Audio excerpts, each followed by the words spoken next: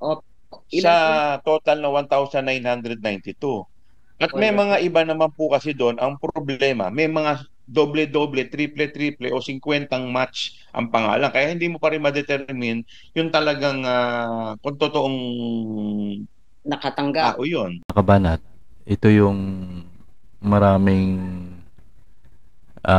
napailing dito sa pinagagawa ng Kongreso. Lalo na doon sa paghahanap nila ng pangalan ng mga nakatanggap daw sa confidential fund ni BP Sara.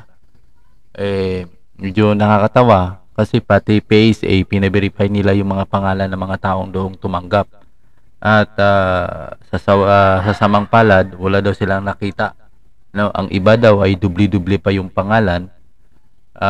May 50 daw na mga ano na dubli ang pangalan na naka-indicate doon sa tumanggap. Hinahanap daw nila kung totoong tao ba talaga yung tumanggap.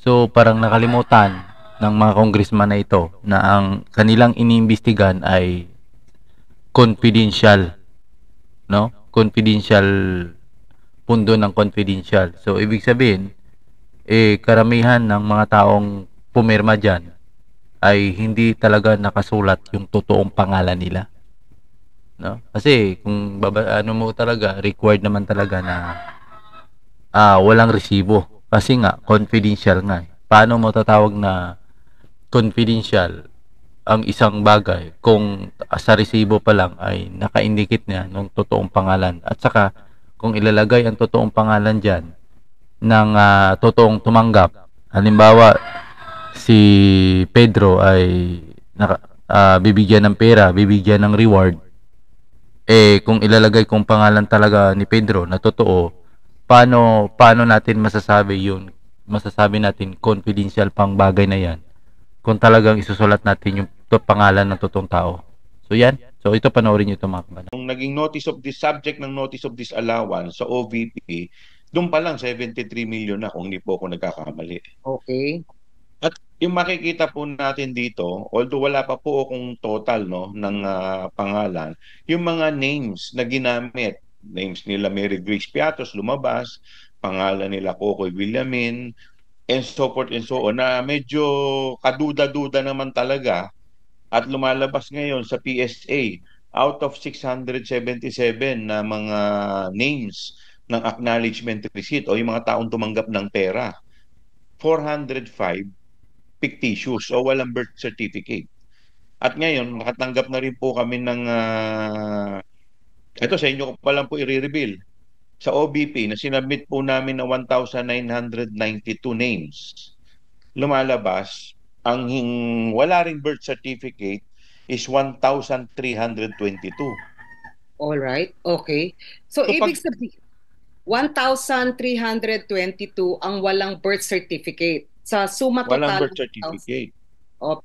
sa Ilan po yung total na 1,992. At may alright. mga iba naman po kasi doon, ang problema, may mga doble-doble, triple-triple o 50 match ang pangalan. Kaya hindi mo pa rin ma-determine yung talagang kung totoong Nakatanggap. tao yun. Diba? Ito Mm. muna kasi ang dinedetermine natin kung totoong tao eh. Kasi syempre kung wala Mm. kang birth certificate, ang presumption, hindi ka talaga nag exist. Diba? Okay. No, so well, basically, hindi pa naman to final, pero ito po yung base po sa mga napag-usapan namin, mga recommendation ng mga kasama po natin, ng mga congressman, mga miyembro. Um, ito po kasing findings natin, ang lagi po nating iisipin, ang number one na target po talaga natin dito is in aid of legislation. Mga batas na sa ating pong paniniwala ay dapat maipasa dahil nga po, yun po yung magiging produkto netong investigasyon. Mhm. Meron po kaming dalawa na naipasa nung isang araw. Opo. Ang isa po dito ay ang pag-regulate po ng mga SDOs. Kasi nakita po natin ngayon pagka ikaw pala ay handpick lamang ng head of the government agency, pwede ka na maging SDO. Correct. Disbursing Samantalang officer. Mm. yes, samantalang ang SDO napakabigat po pala talaga ng obligasyon 'yan. siya ang may tangan o may hawak o may pag-iingat nung pera ng taong bayan. Sige po, ang inyo pong sinabi parang tatlo ho yung parang mahalagang summary o conclusion. Ano po? Bribery, plunder, at malversation of public funds. Pwede ho bang pakihimay? Saan ho tuntong yung inyong mga findings na yon? Well, kasi po medyo nakikita po namin mga rekomendasyon po ng mga kasama po natin na parang may mga halimbawa po yung pong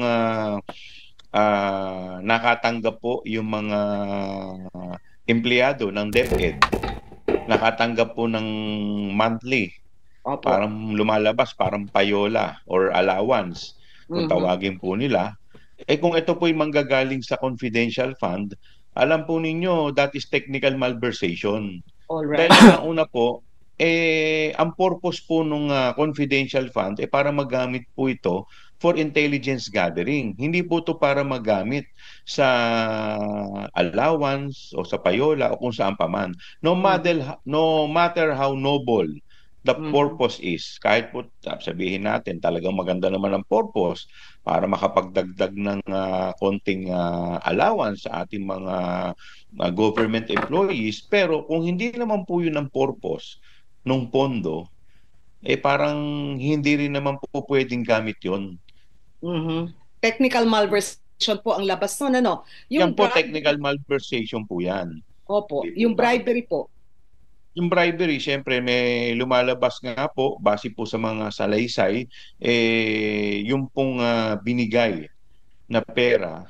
Kung maalala po ninyo si Yusek Mercado, parang ang impression niya, kaya siya binigyan dahil po sa pagiging hope niya. Okay. O yung tinatawag natin na Head of Procuring Agency. Yung tatlo pong nabigyan doon, kung makikita po natin, medyo mabibigat po yung kanilang mga papel. Opo. Si Yusek Mercado bilang head ng procuring entity, yung isa naman po si Osias. Si Attorney Osias, siya naman po yung head ng Bids and Award o yung tinatawag nating BAC. Opo. Opo. At yung isa naman po, si Ma'am Catalan, siya naman po yung chief accountant. All right. Okay. So batay sa salaysay, yung plunder naman po, ang pinag-uusapan pong halaga dalawang pitaka, ano po?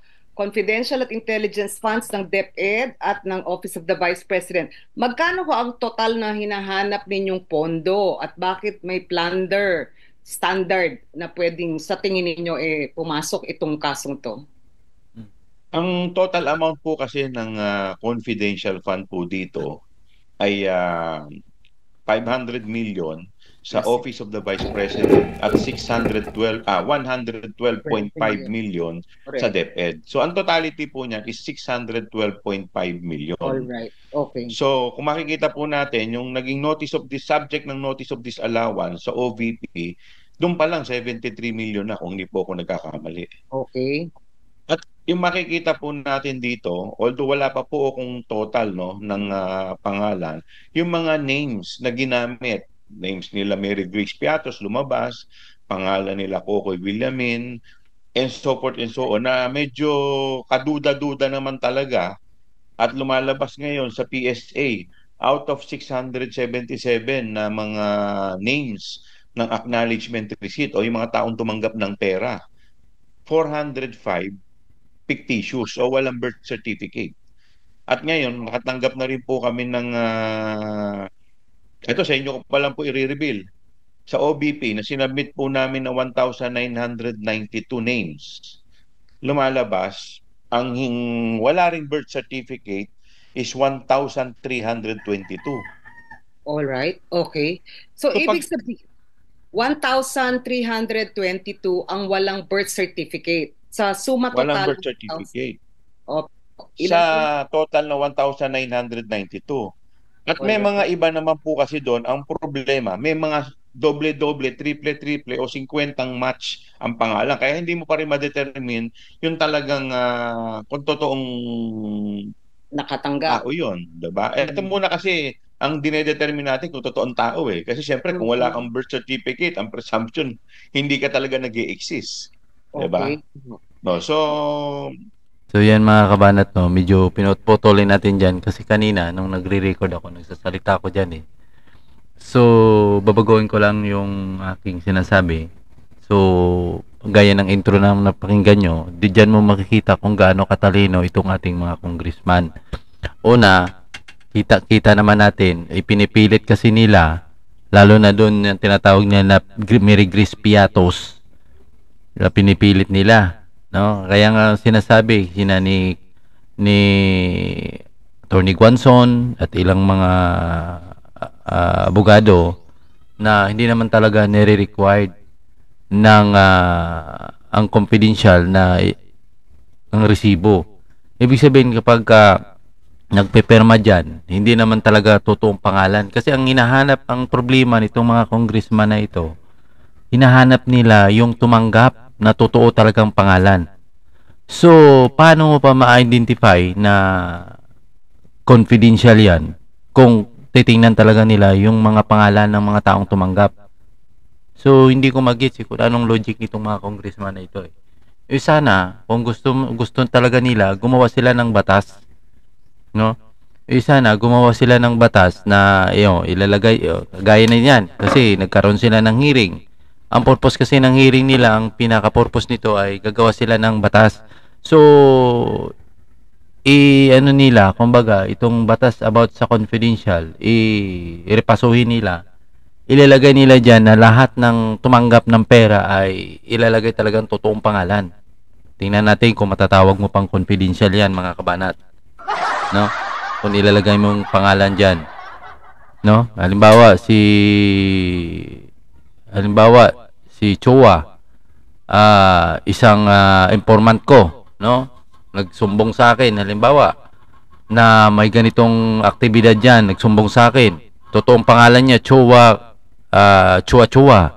Chinese, butang lagay natin, no? Ang pangalan niya Chua, ang apelyido niya Chinese.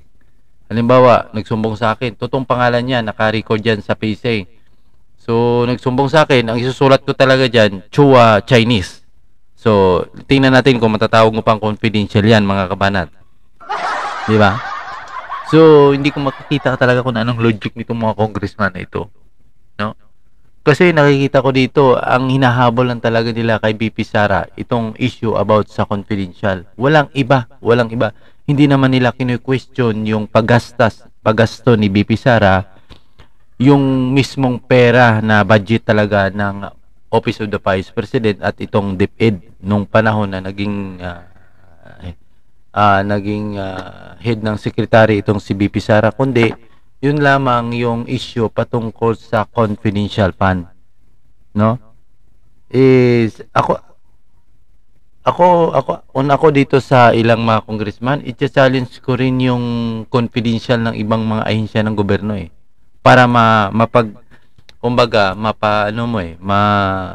mahambing mo kung talagang totoo na yung nagpeperma pala ay talagang may pangalan. Halimbawa, gamitin natin kasi kasabayan naman talaga yan, si President Bongbong Marcos, yung confidential ni President Bongbong Marcos. I-verify din kung paano ginastos. Yun bang pumirma sa mga informant na, halimbawa, yung mga asset, no? Yung mga intelligent ng mga ni President Bongbong Marcos ay titingnan diyan kung totoo ba talagang totoong pangalan ba talaga nilang ginagamit, yung tumanggap ng pera galing sa confidential ay totoo ba talagang pangalan nila na nakapirma. Dapat ganun para makita talaga, para maano talagang tao, kasi maraming lumalabas na mga sinasabi na hindi naman talaga kailangan daw yung totoong pangalan diyan sa confidential. Kasi yung laging paliwanag nila confidential nga eh. Kaya nga tinawag na confidential, dapat hindi ma-reveal yung totoong pangalan mo. 'Di ba? Hindi ma-reveal. Halimbawa, si Chua nga, halimbawa, nagpirma dyan. Eh di, kung talagang, halimbawa, si Chua nakatangkap ng 100,000, tinuro niya si ganyan, kaya nahuli yun. Eh di, isusulat mong pangalan, Chua. Tapos makikita, si Chua, ito pala yung asset ng gobyerno. Mayayari ka sa akin pa. Kaya nga, iniiwasan ng ganun eh. Kaya iniiwasan ng ganun na makita talaga. Talaga tsaka yung mga intel, kahit yung tinatawag intelligent ng gobyerno.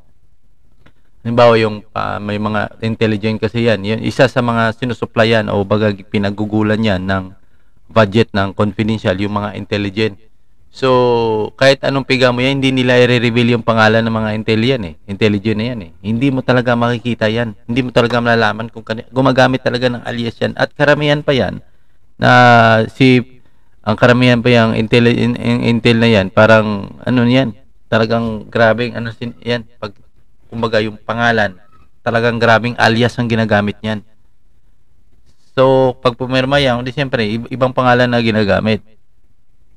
So, bakit hindi ko talaga ano ba itong mga congressman na ito? Wala bang intelligent ito? No? Kasi nakikita ko, habol lang habol.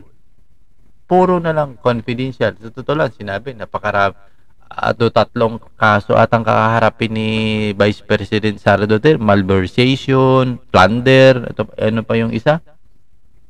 No? Dami nilang ihahampas na kaso laban kay VP Sara Duterte. At ang ugat doon sa paggastos lang talaga ng confidential. Isa sa mga pinupukol nila yung halos 1,000 daw na mga taong tumanggap ng confidential na hindi naman daw makikita. Totoo lang, pina-verify pa nila sa PSA yung mga pangalan. At ang iba daw ay patong-patong, dubli-dubli yung mga pangalan. Medyo mga lumo ka talaga Minsan, pinagtatawanan na lang ito Itong mga na ito. Pinagtatawanan na lang itong mga congressman ito sa pinaghahanap nila yung totoong pangalan na nakatanggap sa pera ng confidential. Minsan, pinagtatawan na lang.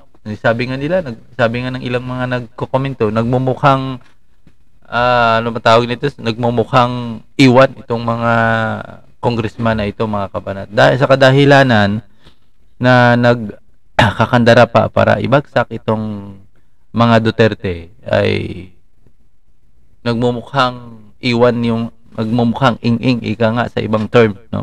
Para madaling maintindihan itong mga congressman ito sa pinagagawa nila, mga kabanan. Una ito si Chowa ay bagito na, inamin niya rin kanina sa intro ng video. Hindi ko lang mapakita sa inyo basta makapiright sa'yo. Pero ang nilalaman ng interview niya ay about sa kasong kakaharapin ni Sara. At yun nga, ang pinakita natin sa intro sa inyo, isa sa mga kakaharapin ni Sara, yung issue na mga marami daw pumirma, no, na hindi naman daw totoo, no? Pero kung halimbawa ito pa, maniwala ako kayang pasabugin itong si Sara Duterte. Kahit ako kumbaga kahit ako magagalit ako kay Sara. Kung yung pera na ginamit ni Sara Duterte, kahit mapa-OVP o mapa-DepEd, yung budget talaga na hindi galing sa confidential. Halimbawa, normal na budget. Tapos ginastos niya sa mga ganyan-ganyan. Talaga kahit ako magagalit. Kasi required talaga na totoong pangalan dapat yan ang magsusulat yan